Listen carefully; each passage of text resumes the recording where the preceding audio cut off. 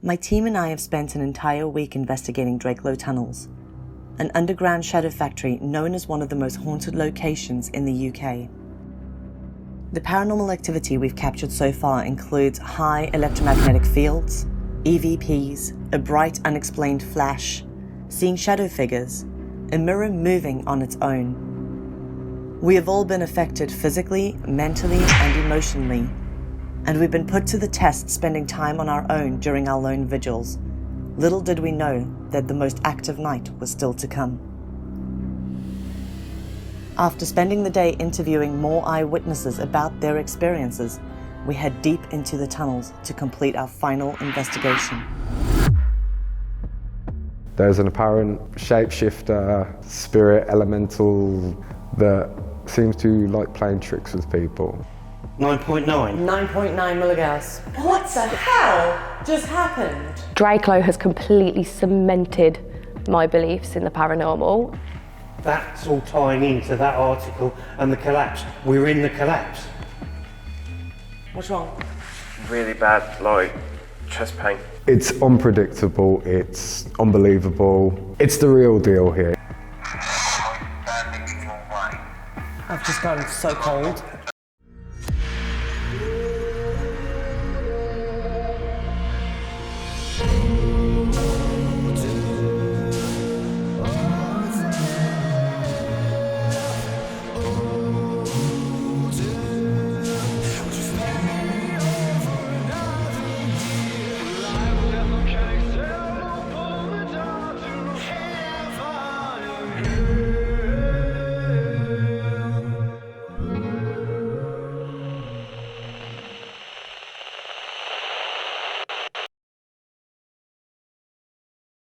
We interviewed Melly and Dan, who both experienced paranormal phenomena within these tunnels, including seeing a doppelganger, a spirit who took the form of one of our team members, Alex. When I first came to Drakelow and saw Drakelow, it was a bit of an overbearing sense of dread and excitement at the same time. We've actually seen a lot of stuff here on different devices. We've seen shadows, we've heard things, we've been touched, we've been tapped, we've heard growls, and we've had overwhelming sensations of like fear or panic and sadness just come over us out of nowhere. We've done a few different investigations. We've been followed by some kind of entity, that's the best word I can say for it, some kind of tall entity that seems to stalk you. It always follows and it's always hiding around every corner. The team decided to do a talking board to try and get in contact with any spirit, any entity that was inhabiting the place really. As they were spelling out the name, the letters kept coming up and I started to hear a faint whisper of someone saying the name O'Driscoll. The name kept getting louder and the voice changed from my own internal monologue to a completely different voice as it was getting rather irate and shouting the name O'Driscoll, O'Driscoll, O'Driscoll. Later on we found out that O'Driscoll was one of the gentlemen that actually passed away in the collapse in Tunnel 1. So that just synchronised up with everything way too much for it to be coincidence really. On the third time that we came to Drakelow, we were in the hospital area doing some EVPs and we started to leave the hospital. We were going through the corridor. Me, MJ and Corinne and Alex were all there, and as we were walking through the door, Alex held the door open for us. He went through the double doors, opened them up, and MJ and Melly just went through and I could hear them calling for Alex, which I thought was a little bit strange because he should have been right there next to them. And I looked down the corridor and he wasn't there. And I thought, wait, hang on. MJ went to turn to say something to him and I've turned around to look at the back to see where everyone else is. And we've noticed that Alex is at the back of the hallway and he'd literally just opened the door for us and we completely freaked out because there is no way he would have got to the back of this corridor. At the time, both Melly and MJ were like in shock. They kept going, you were at the front, you were at the front. I was like, no, I'm at the back. I needed to make sure everyone left. You know how I work, I'm the last one that leaves. So, you know, everybody in the front of the group witnessed this. And so to hear Alex at the back of the group and there's no other entrance, there's no way he could have got past us, blew my mind. I'm still confused as to how anybody could travel to that distance in such a short space of time and get past me when eyes were open the whole time. There was no one that walked past. So we're not sure who opened the door, but it looked exactly like Alex. There's an apparent shapeshifter, spirit, elemental, something, something not of this earth, shall we say, that seems to like playing tricks with people. It really did shake me to my core. Drakelow has completely cemented my beliefs in the paranormal. Like, you could have a quiet day, but then you could have a really active day, and that active day literally changes your point of view on everything. It's unpredictable, it's unbelievable, it's the real deal here. If there are any skeptics that don't believe, if they came here, it would probably make a believer out of them very, very quickly. We were contacted by Andrew, who is a part of the paranormal team. He said that he, along with his team, had experienced audible phenomena during their first visit to the tunnels. Hi Andrew, how are you doing today? I'm all great, thanks. Yourself? Yeah, doing really good, thank you. So your female scream that you captured in Drakelow Tunnels is just absolutely incredible. And can you run us through what was going on? Why were you there? It was actually our first public ghost hunt in the venue. It was the first time we'd even been to Drakelow. Probably about 12 of us all together. So we'd spent a few hours investigating, and at that time of the scream, we weren't really being serious. We were just exploring and joking around. I think somebody had a Ovilus device at the back and they were shouting out the words that were coming up. And then the scream happened and everyone just sort of freaked out a bit. That was a scream back there. That was screaming. Oh, someone doesn't like me. Oh, someone doesn't like me. Did you count how many people were in the group? Was everybody accounted for at the time? Yeah, I was just behind the camera with the group of everyone that was there. I think there was 9 or so people with me, plus a couple who were in front of the camera. So everyone was within the group, and we were right near the back of the tunnels as well. So it wasn't like outside contamination, or some people have said it could have been an animal, but I can't see how it was possible. That scream it sounds pretty female to me. Yeah, it definitely sounds like a woman screaming. Residual thing, maybe, because of like what's happened there before.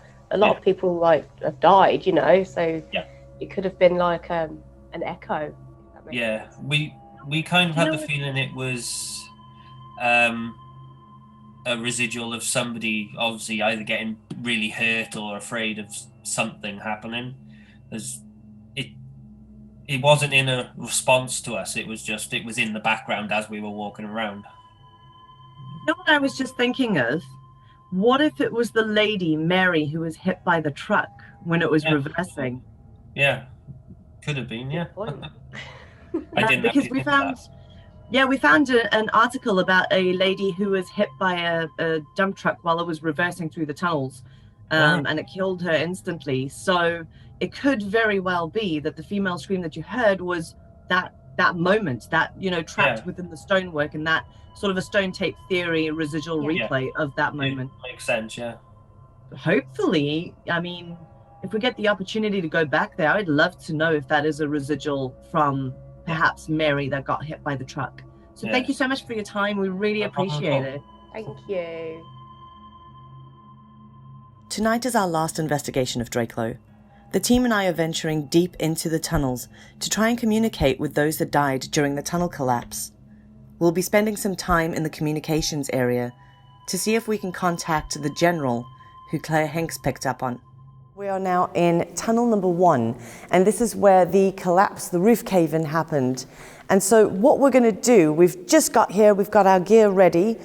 We are setting up several MEL meters that have REM pods, And we've got loads of different photos and that sort of thing over here. So people who used to work here, what it used to look like, the main engineer of the place, that sort of thing. The plan of action is to put all of these photos alongside of each other with a millimeter in front of each one and ask anyone here if they recognize themselves, if they remember what this place looked like, anything of the sort, and if they could step to either one of the millimeters and light them up to signify whether or not they recognize something. So if it's possible, if you could come around this side of the table, have a look at these photos.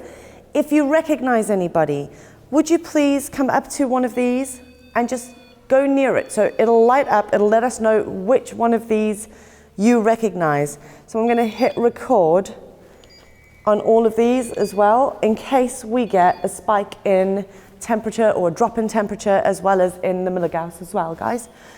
Right. Come on down the tunnel. We're doing a bit of an experiment over here with photographs and the history of Drakelow. What was that? Get out of here. It's like somebody just keeps saying, get out.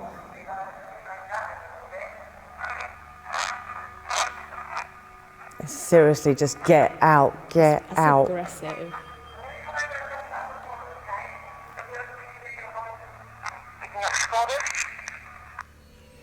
Wow.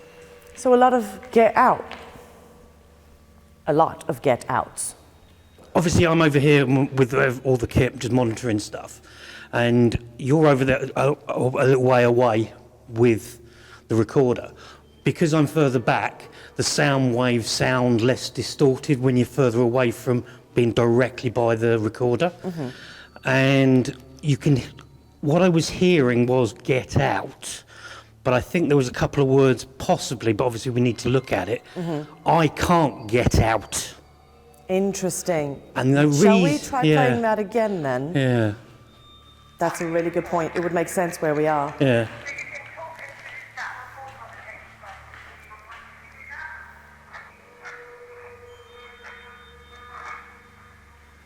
It's more than get out. Yeah. There's words before. You can hear the get out, but you're right, there's something beforehand that's inaudible. Wait, I know what that says. Play it again.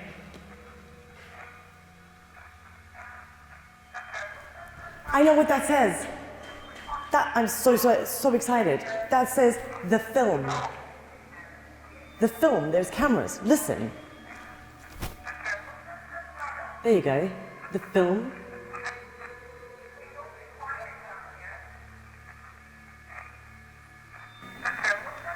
The film. That's not me. Listen to how far away my voice is echoing. Mm-hmm. That's me.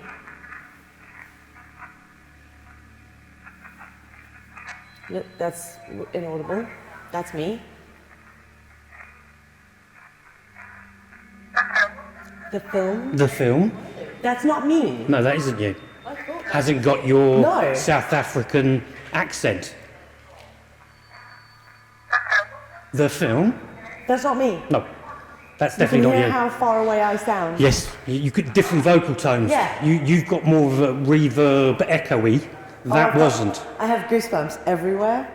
The team and I were so amazed by this female voice we had captured saying the words "the film" that we didn't even realize that we had captured a disembodied voice shouting MJ. It was only upon reviewing the evidence later on that we realized there was another male voice shouting my name.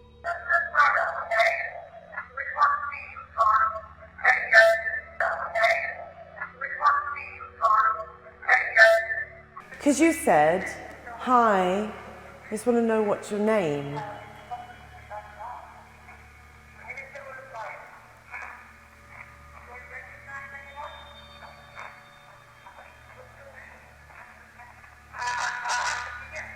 Hello, Corin. Hello, Corin.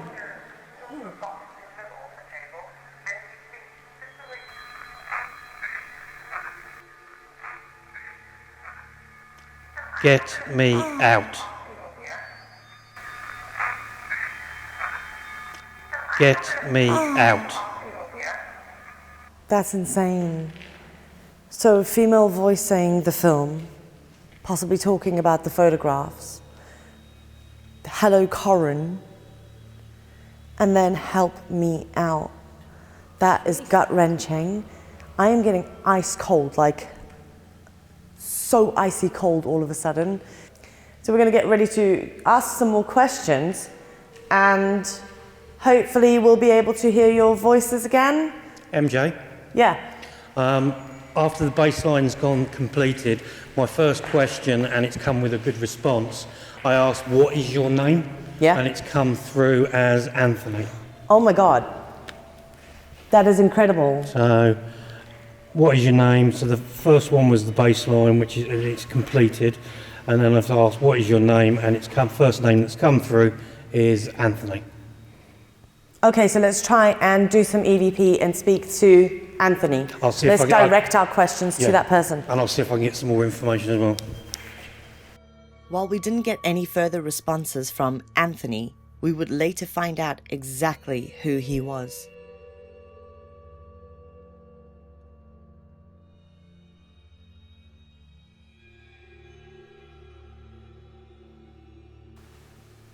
Can you tell us a bit about when and how the tunnel collapsed, please?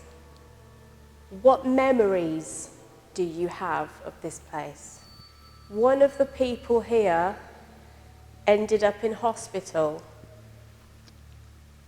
Do you know if they recovered? I think we got a lot of responses there. What did that say? Oh my goodness. Alex, do you want to come forward? Alex. You need to get over here. I'm going to stop the recorder now. Okay. I've got really bad ringing in my ears now. I asked, what tunnel is this? And the response is killed. And this is the tunnel that had... This is where the roof collapsed and those guys died that you're talking about with the EVP. It looked Look like... at it. So that's pretty amazing, guys. I mean, we're asking on the Paranormal Puck what tunnel this is.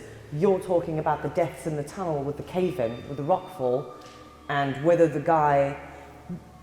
You asked, did he survive? Or you asked, did he survive? And it said killed. Both that question and Corin's questions are answered by one word. By one word. That's pretty amazing. Throughout this entire experiment, we've been recording the highest and lowest EMF spikes, as well as the temperature on all the Mel meters. What we were about to realize was shocking.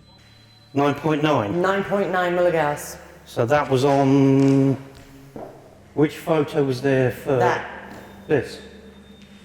No. You move that forward. It's on the far end.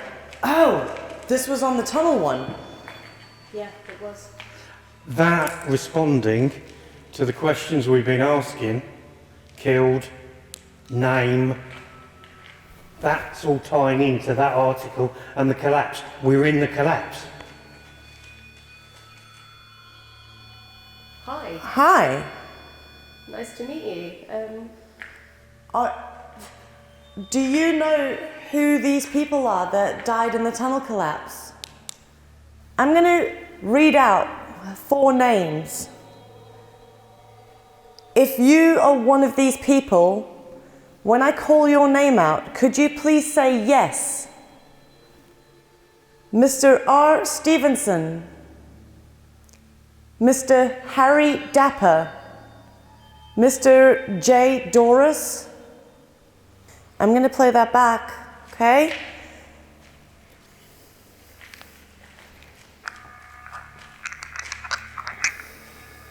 Mr. Harry Dapper,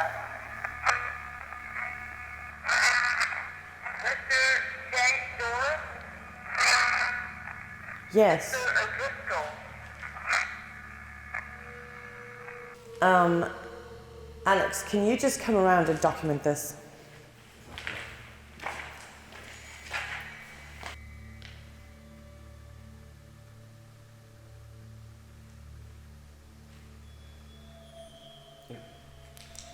Right, let's set up and get out of here. We've been in here way too long. We need to get to another area.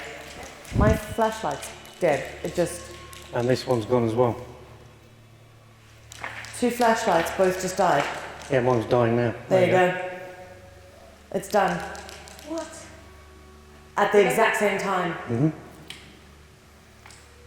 That's it. They're dead. Gone. Freshly charged? Yeah. Yeah. Okay. That is amazing. Right, let's go focus on a different area. We've got loads of experiments. Something's touching me.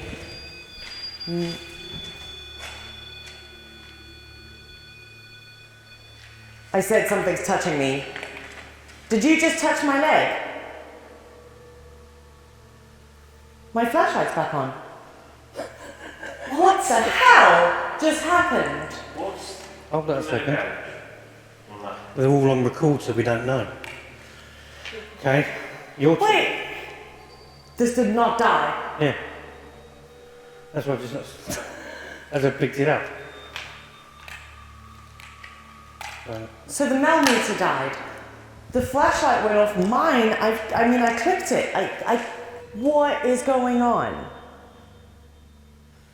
Someone doesn't want us to leave here. Okay, but we are coming back here, okay? I can't believe what happened here. From a technical point of view, from a kit point of view, and how that Mel works. You have to go. Yeah, I know.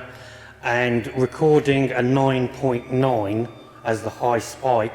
In a place with no electricity. In a place with no electricity, underground, under a hill, under a town, with no power, when every other Melmeter is baseline at 0 to 0.4, and we're getting a 9.9 spike.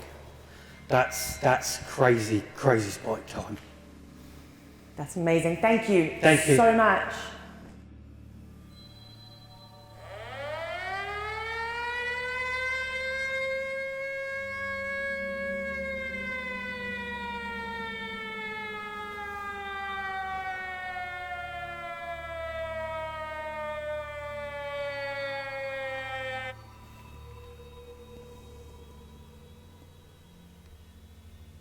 Is it just me, or has the atmosphere just changed drastically in here?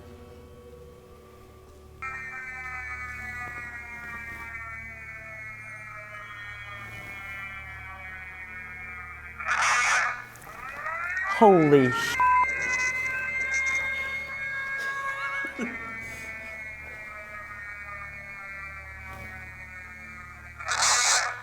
Get out of here. I actually have tears in my eyes.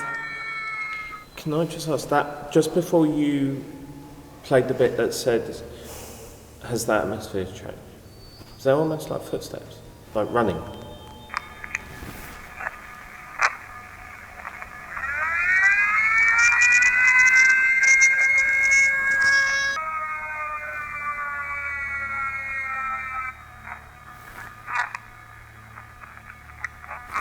There's footsteps running. Yeah.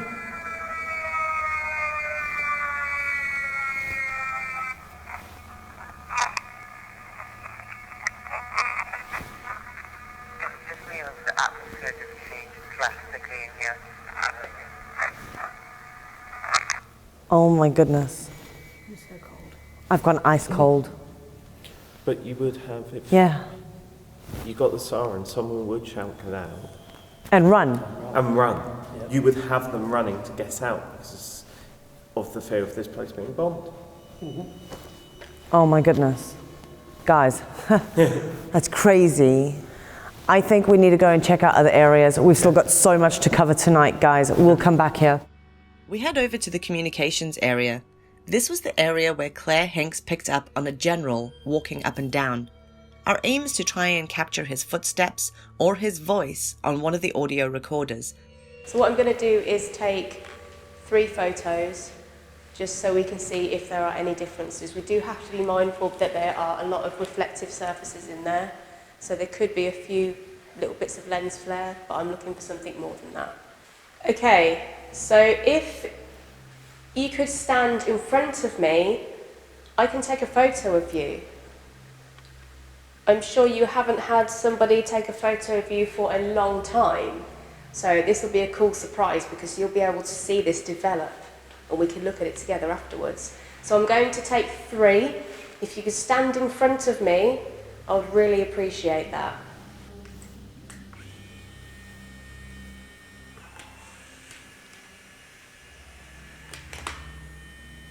That's 1. I'm going to take 2 more. Absolutely nothing. Nothing at all, no. Okay. And if you can see. I'm holding these 2 recorders in my hands here, and they are able to record your voices. If anyone has anything that they'd like to say to us, can you please speak directly into either one of these? Can you tell us what this area is used for, please? Could you tell me your rank? I have gone ice cold. Really, really cold. What was your job? What do we look like to you? Okay, I'm just asking some questions on the puck, and I just asked the same question that Corinne just asked, and it said, what was your job? And I'm not quite happy with the response, to be truthfully honest. What does it say? I said, what was your job? And it said, spirits killed. So we're going to play this back. So, white, everything not working, check it for white. And we're good to go. I'm holding these 2 recorders in my hand here, and they are able to record your voices. If anyone has anything that they'd like to say to us, can you please speak directly into either one of these? Can you tell us what this Oh my good God. Can you speak into this? Get out. Can you speak directly into either one of these? Can you tell us what this area is used for, please?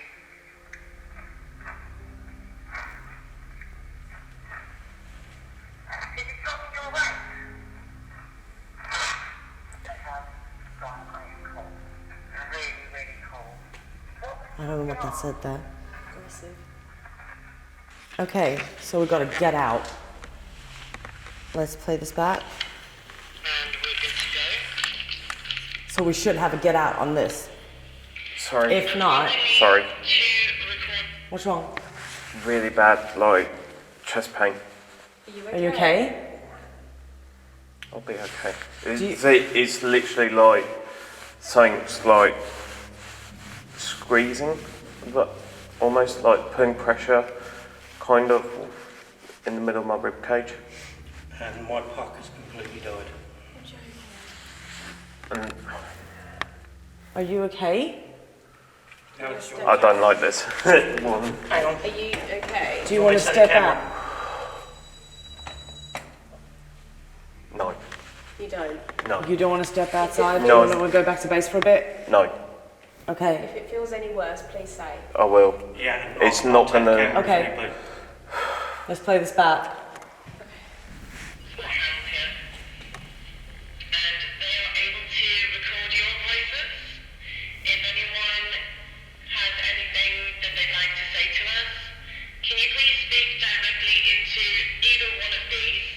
Can I? Ask. We're rolling. Ask. Are you causing the pain that I'm feeling? Am I standing in your way? Am I not allowed down here? What's today's code? Please, will you back off? I've just got this wave of panic. I've got like heart palpitations and I feel really panicked all of a sudden, and we've been fine the whole night. Let's play this back. We're rolling up. Are you causing the pain that I'm feeling? Am I standing in your way? Am I not allowed down here? Up. Are you causing the pain that I'm feeling? Am I standing in your way? I've just gotten so cold. Allowed down here. What's today's code? Get out.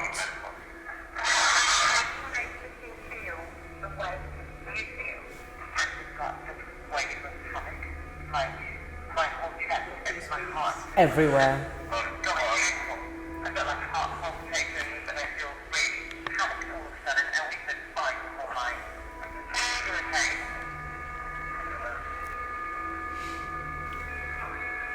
Interference. I'm gonna have to walk out. Okay. I Okay. can't. I'm sorry. That's fine. Don't be sorry. Let's take Do not 5 be minutes. Sorry, Carl. Are you okay? Alex, are you alright? Let's go. Let's go. Fuzzy fish. I'm taking you now. Come on. Okay. I'll pick up the kit in a bit and come with you. Literally, like, for me, it's chest pains, like really, like, almost like pressure. Like all of a sudden, like it's pressing from the outside Yeah. or in like internal squeeze. Come on, sit down. Oh, Is it subsiding? no, but Okay. give me 5, Yeah. please. Yeah. Day 4's investigation was awesome. It was absolutely amazing. Once we were playing the air raid siren, the energy within the tunnels became really sad. We were all icy cold and it was just a little bit strange. We listened back to the EVPs and we heard a voice saying, "Help me out," which is really quite heartbreaking. During the EVP session, Alex suddenly had chest pains, which is really unusual because he doesn't ever get affected that much. So I was quite worried. We had to take him back to the base room just for 5 minutes until that subsided. My entire experience in Drakelow Tunnels was a roller coaster of emotions. It's an incredibly bipolar place to be, but it is also fascinating, a photographer's paradise, and just a great place to investigate. Tonight's investigation was really interesting. The evidence that we caught just blew my mind away. We started off going down to the furthest tunnel where there had been a collapse, and we set up pictures on the table that relate to people and documents and machinery that were kept in these tunnels. We did an EVP session. We captured an EVP that said, "Help me out." And to me, it sounded almost like someone was crying out for help, that they were trapped under the rubble maybe from the collapsed tunnel. And it was more like a residual memory that was coming through on the EVP. Tonight's investigation was completely different. I was like a kid in a candy store.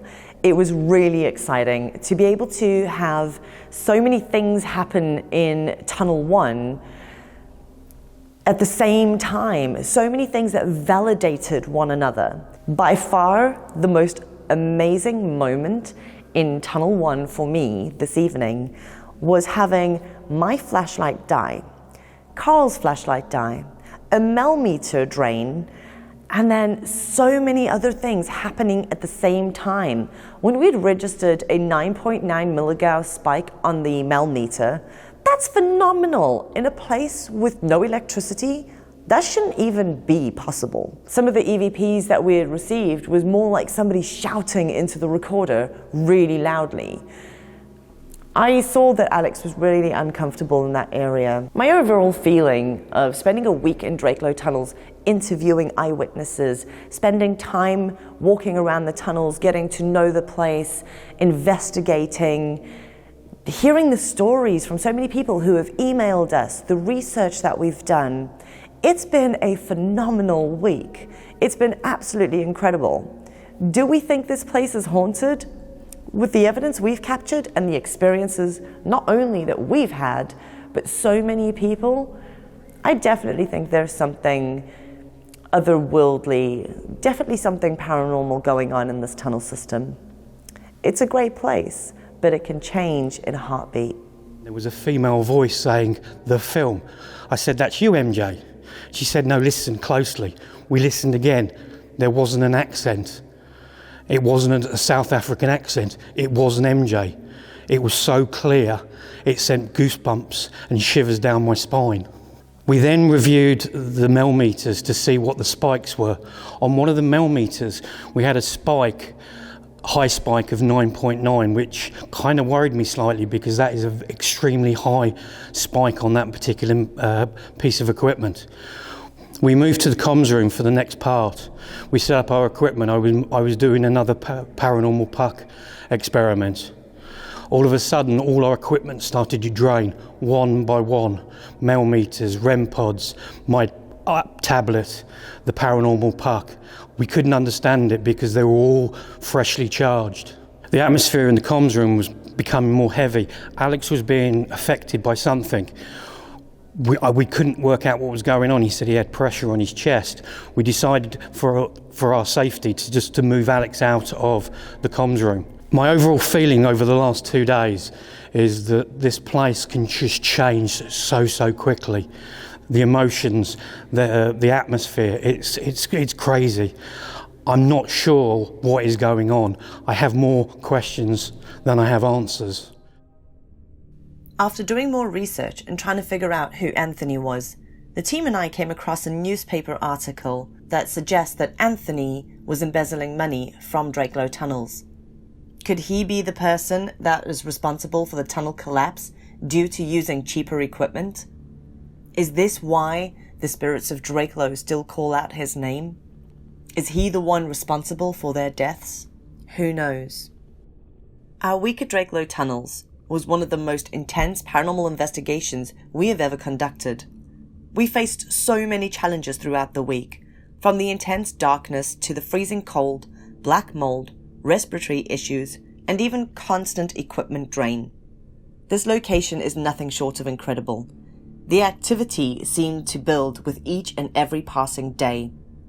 The witness accounts coupled with our findings was enough for the team and I to agree that these tunnels are far from empty. The souls of those who have passed tragically on this site still linger. However, they are not the only ones wandering this maze. There is something more sinister, something darker, an elemental creature who feeds on the fear of those brave enough to spend time in his domain. Drakelow Tunnels lives up to its reputation of being one of the most haunted locations in the UK.